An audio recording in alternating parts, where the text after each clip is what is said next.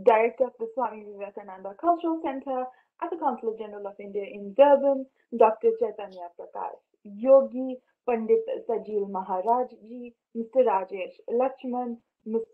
Yudisha Balikaran, Mr. CPM Chunu, Mr. Khandawal, distinguished guests, online viewers and listeners, Namaskar and welcome to the sixth episode of Aarshdhara.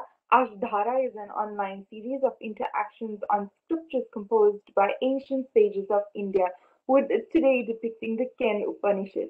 Indeed, to commence our program, I would like to invite Mr. Rajesh Lakshman, the CEO of Hindwani Radio, to render this evening's introductory remarks. This program is in association with the Hindi Siksha Sangh of South Africa. Namaste and welcome, Rajesh ji. Namaste and welcome everybody. It is indeed a delight for the Hindi Siksha Sangh and Hindwani to welcome you all to this wonderful series of lectures called Aarshdhara, where we unpack some of the wonderful information and knowledge contained in our ancient scriptures. In this segment, we are looking at the Upanishads, and we're delighted to have Hindu thought leader and highly respected priest Pandit Sajeel Maharaj do the pravachan today, or the lecture today. I am confident that at the end of the program, the messages would be both thought-provoking as well as would give us some ideas on how we can apply the wisdom of these wonderful scriptures in our day-to-day living. I also want to say thank you to Dr. C.P. Yogi, Yudisha ji, Shristi ji, Simpiwe ji, and Piyush ji for their wonderful contribution whenever we have programs.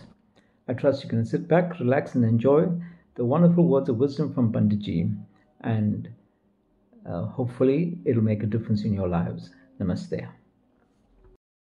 Thank you so much, Mr. Rajesh Lakshman, for those introductory remarks. To commence today's program, I would like to invite Pandit Sajeel Maharaj and Ms. Yudisha Balikaran, who is a radio presenter as well as a journalist. Just a brief background about Pandiji. Pandiji is a practicing Hindu Pandit for the past 12 years. He is the treasurer of the Sri Sanatan Dharma Sabha of South Africa, member of the editorial committee of the Sri Sanatan Dharma Sabha of South Africa, and educator and executive member of the Sri Sanatan Dharma Sabha of South Africa, Purohit Mandir. He is an accountant by profession and a tax practitioner in a private practice, presenter of religious programs on Radio Hindwani, recitation and discourse of scriptures at various mandirs in South Africa. Today, on this episode of Aarshdhara, we welcome Pandit Sajeel Maharaj and Ms. Yudisha Balikaran for the Kena Upanishad. My Prem Namaste to one and all of you. It gives me great pleasure to be interacting today with Pandit Sajeel Maharaj. Pandiji, Prem Namaste and welcome to the Aarshdhara series. Prem Namaste to all the people that are present on this platform. It is indeed a very wonderful feeling to be here, and I'm sure we are going to enjoy this session. Absolutely. Now, as our listeners and viewers know, we have completed the Vedas and we are on to the next lot of our ancient Hindu scriptures, and that's the Upanishads. So, Pandiji, can you kindly give us a simple and brief introduction of the Kena Upanishad or the Kena Upanishad for our viewers and listeners? Most certainly, Yudisha ji, it will give me great pleasure.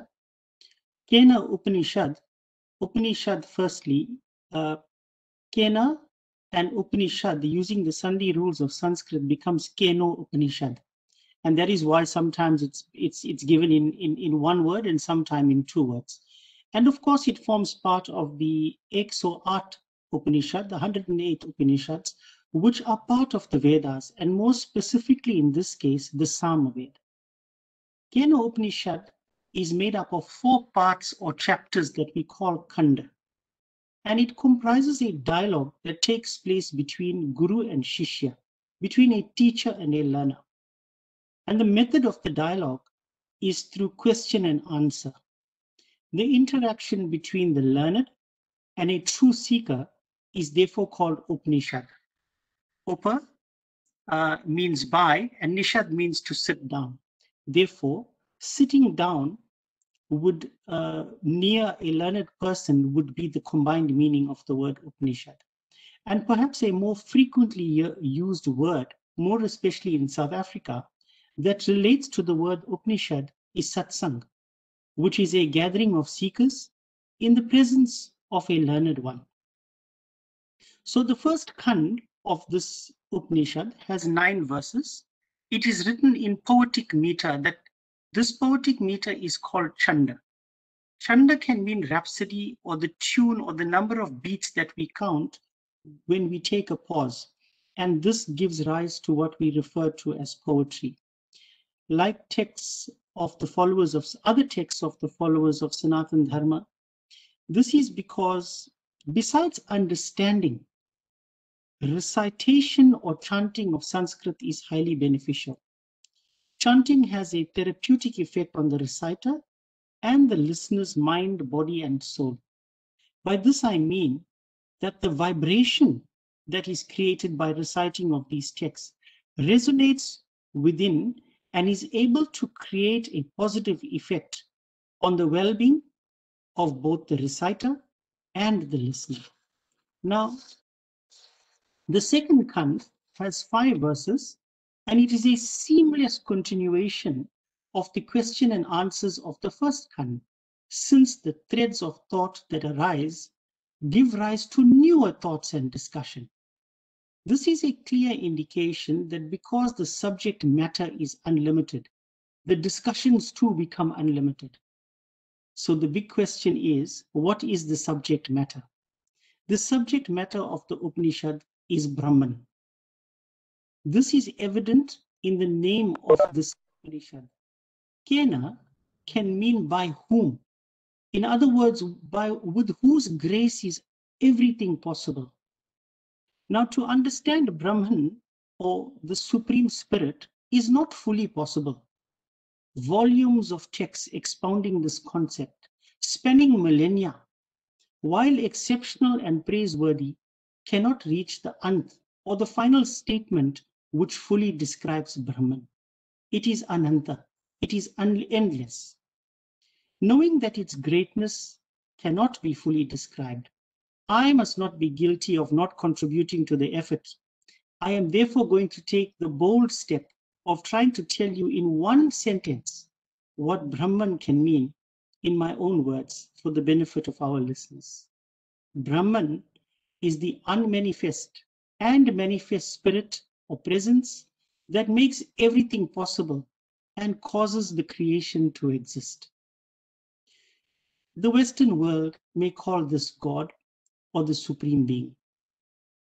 The third khand has 12 verses. In all good teachers that I have come across, to reinforce the teaching, they always couple the teaching with a katha. And a katha can mean a story, a pastime, or a history. The Kena Upanishad does not disappoint us. To expand and reinforce the statements of the first 2 chapters, the teacher breaks out into an episode. It describes how Brahman manifests, in other words, from the formless to that which has form. In other words, from Nirgun to Sagun. To make the Devas, that is, Indra, Agni, and Vayu, aware of his existence, which they possibly forgot due to pride or association with the material creation. When the manifested Brahman disappears, it is said that Uma, the divine mother, the daughter of the Himalaya, appears in his place. The fourth khand has 9 verses, and the episode of the third khand continues. The Devi Uma helps the Devas realize that they only exist because they are supported by this all-pervading, all-powerful Brahman. In other words, they become enlightened and self-realized. V.D.N. Rao, in his commentary, links this particular episode of the Upanishad directly with a Katha of the Markandeya Puran. This, my dear friends, is very, very briefly what is found in Kena Upanishad.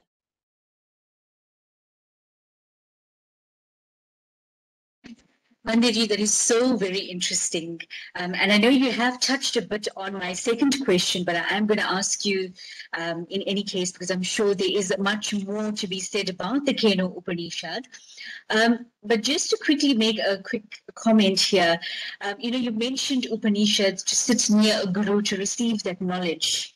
And, it reminds me of a saying, in order to move ahead in life, stand on the shoulders of giants. So that's basically what you are saying there about the Upanishad. Thank you so much for that. How is it considered as an important scripture? During your study of the Upanishad, did you find any research or academic study about it? Yes, Yudhishaji. You see, the saints have told us that the goal of human existence is most certainly self-realization. Until we become self-realized, we are going nowhere. And self-realization can be summarized to mean that we want to meet our Creator. We want to see our Creator. And anything that can lead us to enlightenment is therefore extremely important. Upanishad, together with other such scriptures, is the means to enlightenment, and enlightenment will free us.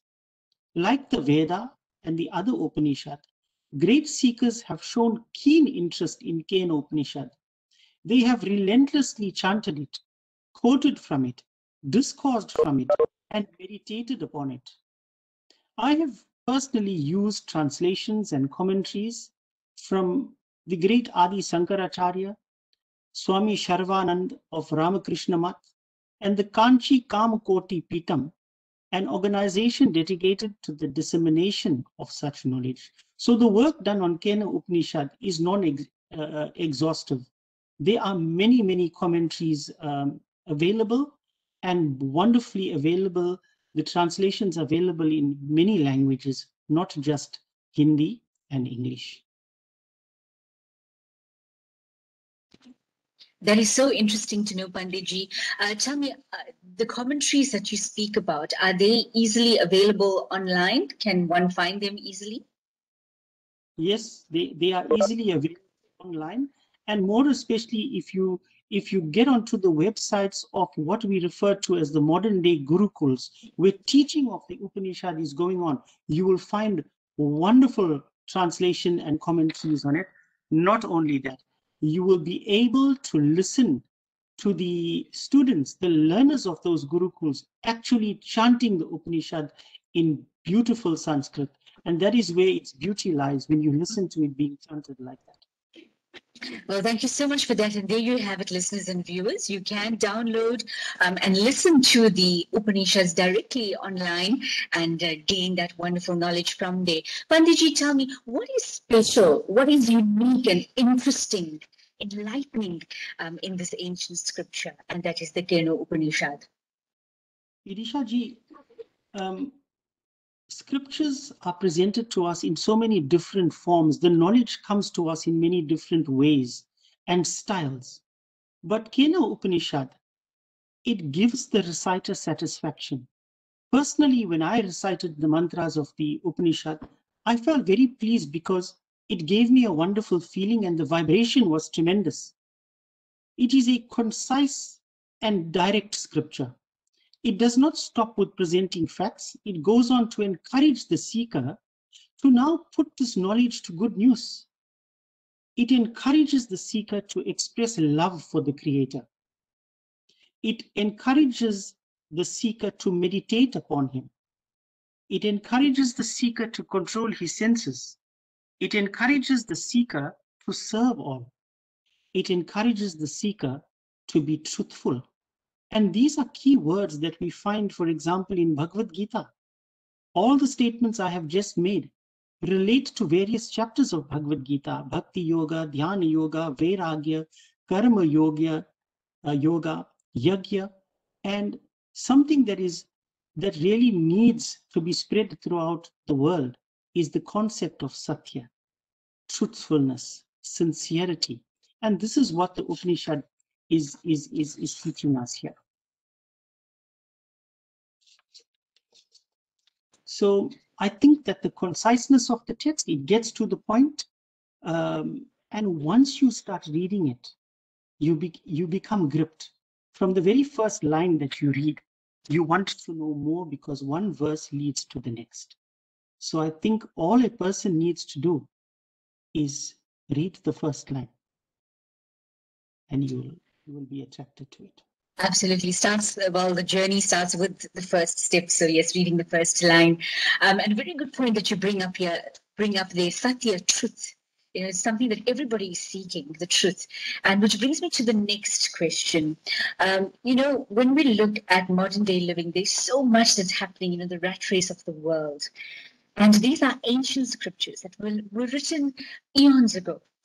Can you please guide our viewers, our listeners about the relevance, the importance of the Kena Upanishad in the present modern context? Yes.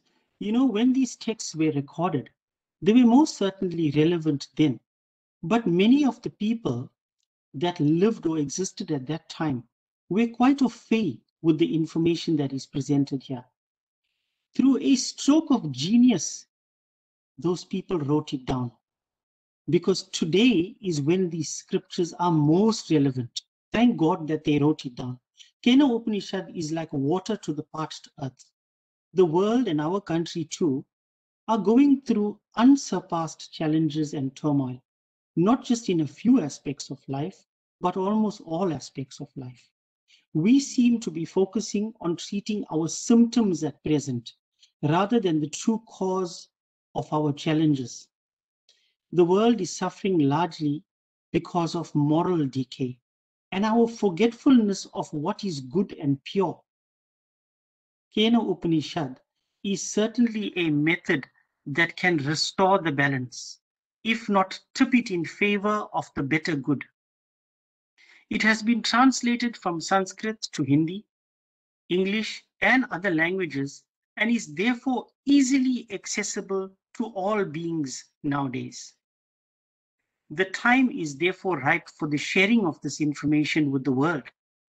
Pockets of people from the West have embraced the Sanskrit language and the teachings of Upanishad, and it can help make the world a better place. We should therefore do more to spread the knowledge of the Upanishad, and it is so pleasing that we have started using this platform to start this process. Thank you very much to everybody concerned for doing this. I greet you with joint arms that this is a wonderful, wonderful thing. And we have always said, in the words of Gandhiji, be the change that you want to see. This is the change that we want to see. And the way to bring about the change is to get this knowledge out there. Absolutely, Pandiji. Very, very good quote that you brought up there by Gandhiji about be the change you want to see in the world. And of course, as you mentioned, time is now to spread the knowledge of the Upanishads, which brings me to my next question. Would you like to quote or mention some verses from the Kena Upanishad? As they say, the proof is in the pudding. So, any quotes or any verses from this Upanishad which serves as an important message or serves as a guidance for our present life? It will give me immense joy to chant the verses of Upanishad.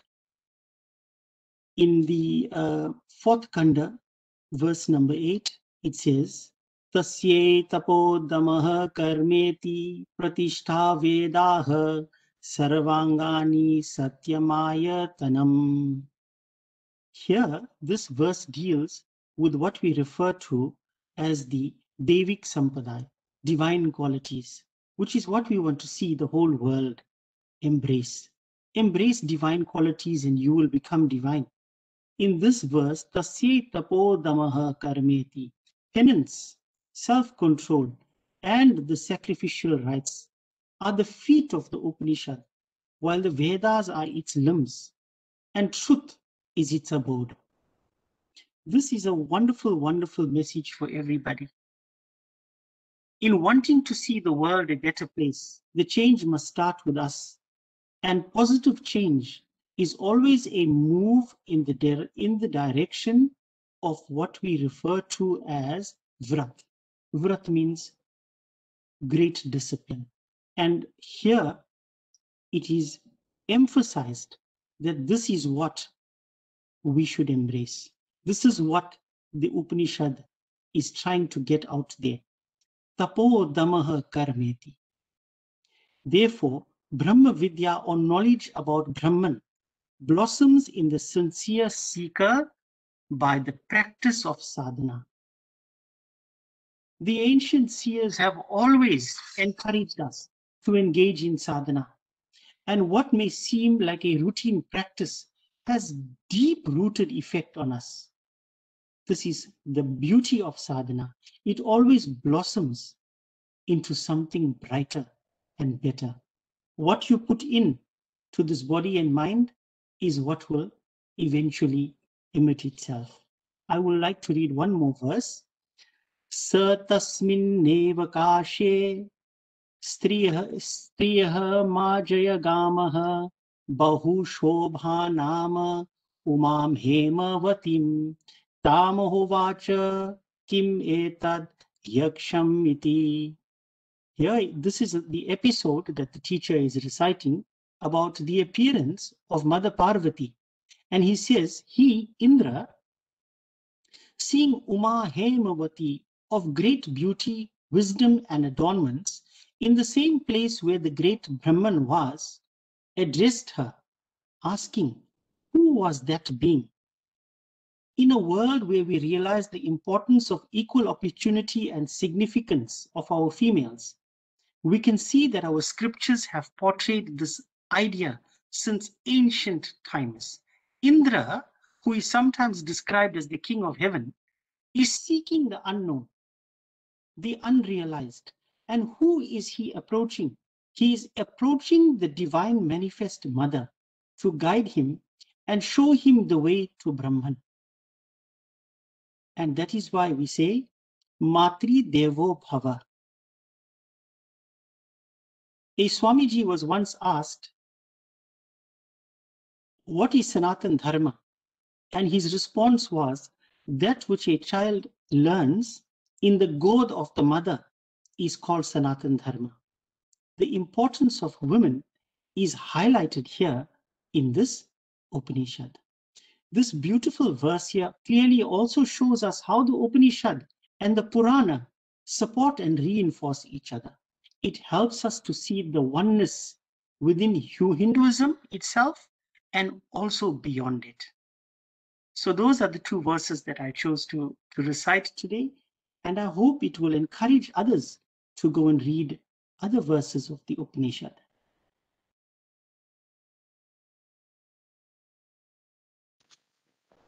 Yes, thank you so much for that, Pandiji, especially how apt being Women's Month and this particular Upanishad does highlight the importance and the strength that women play, the roles that we play in everybody's daily lives, basically.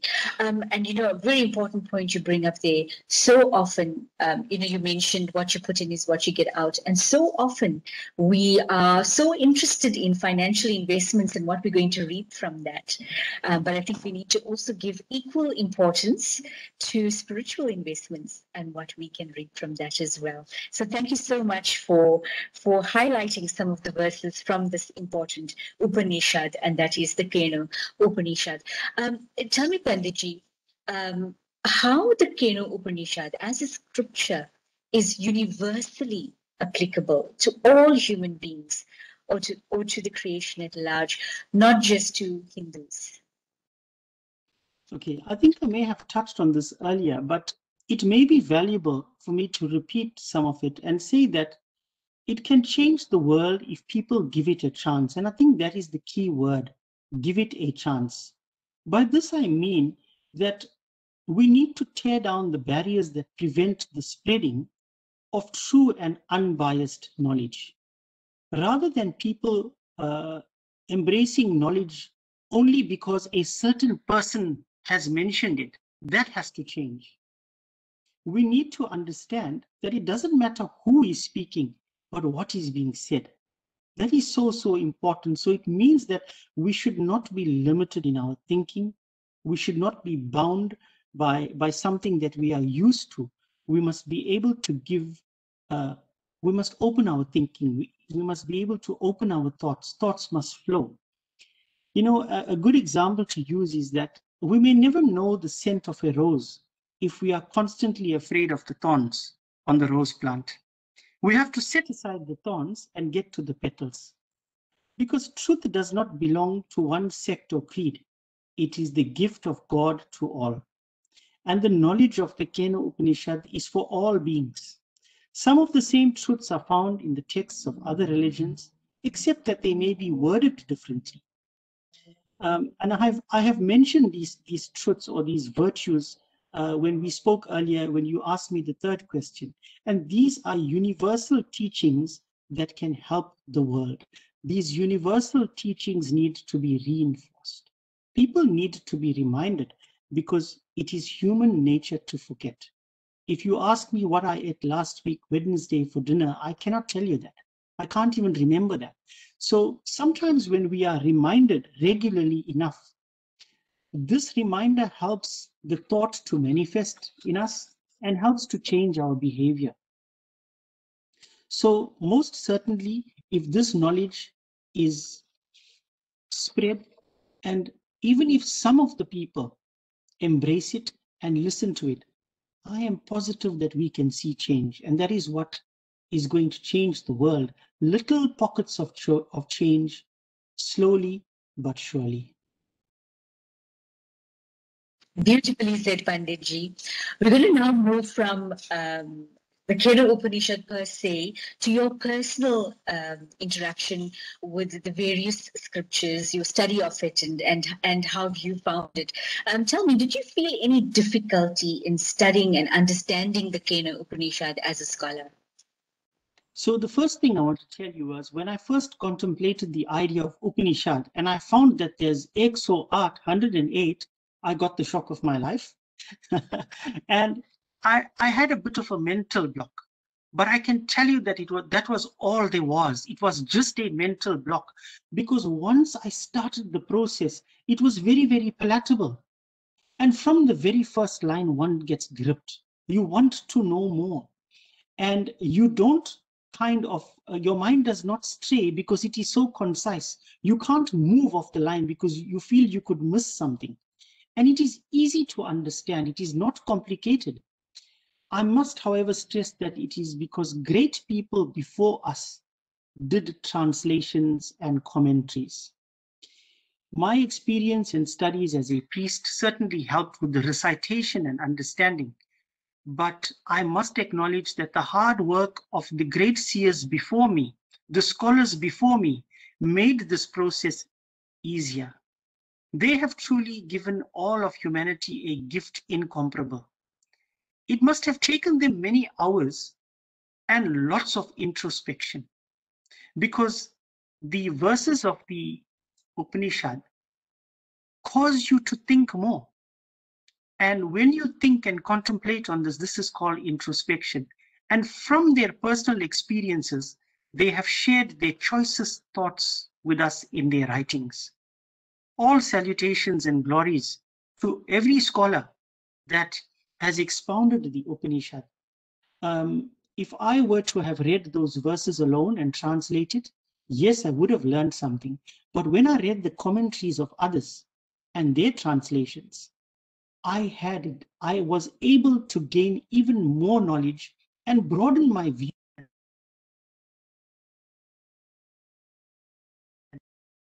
Yes, most certainly, the learning process was not a difficult one, but rather a very exciting and interesting one.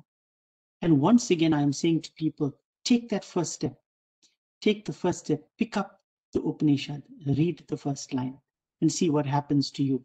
I was told a long, long time ago by a very wise man, and he said the Sanskrit language has a secret formula in it. God has put a secret energy into it, that when Sanskrit is recited, the human mind has a natural tendency to remember it. That is the greatness of Sanskrit mantras. Wow, that's something I really did not know, and so very interesting. Pandiji, tell me, how did you get the motivation and inspiration to study the Upanishads, and more specifically the Kena Upanishad? I think it must be my past karma. But I believe that I have been fortunate in many ways. I come from a family where great emphasis has been placed on scripture recitation and study. And from a young age, without even being able to read, we started to chant mantras just through memory, some very basic mantras. And of course, I have heard accounts of what people did in the past. The teachers that I have been learning from have led by example.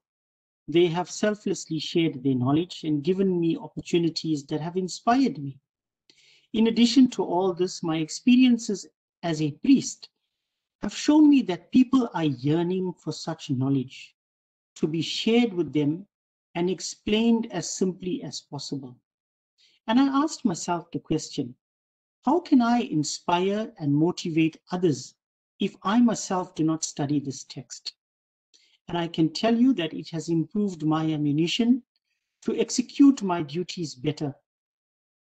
I am very ecstatic and happy that I embarked on the study of the Kena Upanishad. Now, when I perform pujas, I am able to explain the verses of the pujas that I am chanting using the ideas of the Upanishad. And in this way, I am spreading the knowledge and the message of the Upanishad whenever I go around to do puja. So I am really glad that I have studied it.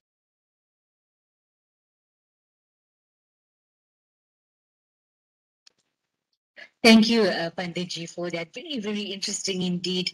And taking from your own experience, how is it important to study the Kena Upanishad for our youngsters, for our young people?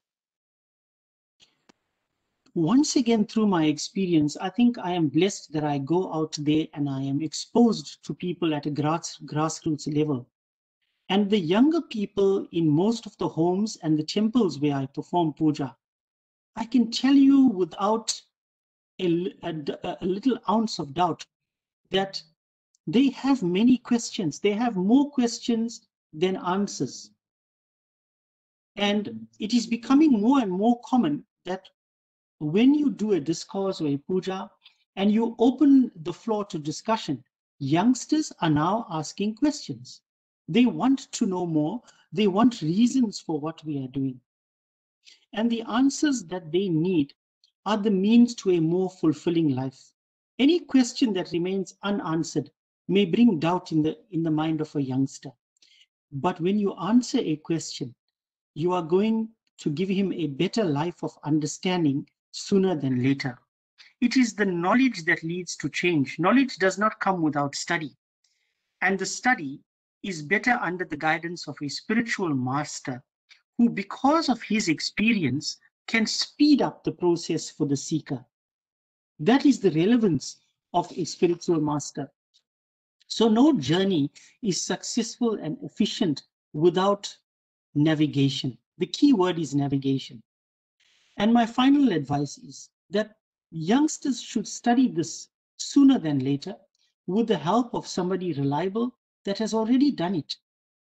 Youngsters should be the change that they want to see, and the Upanishad will help us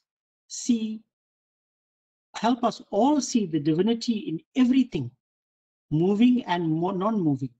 It will help us to respect all forms of life, let alone our fellow human beings.